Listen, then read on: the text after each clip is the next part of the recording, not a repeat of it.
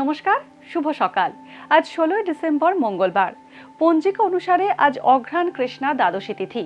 আজ পালিত হচ্ছে ধনু সংক্রান্তি। বৃশ্চিক রাশি ছেড়ে আজ ধনু রাশিতে গোচর করছে সূর্য। মকর, কুম্ভ ও মীন রাশির জাতকদের ভাগ্যে আজ কি আছে জেনে নিন।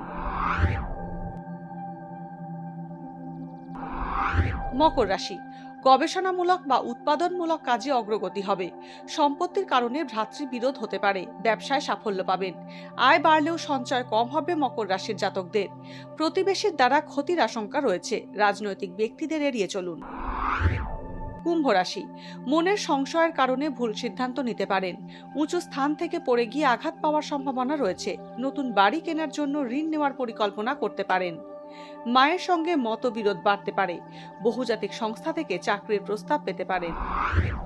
মীন রাশি, ভবিষ্যৎ সমস্যা নিয়ে ওয়াকিবহাল থাকার কারণে তার সমাধান করতে পারবেন। বাবার স্বাস্থ্য নিয়ে চিন্তার উদ্রেক হবে।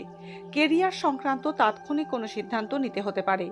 দীর্ঘ প্রতীক্ষিত কোনো সুখবর আজ পেতে পারেন। রক্তপাত বা আঘাতজনিত সমস্যায় কষ্ট পেতে পারেন।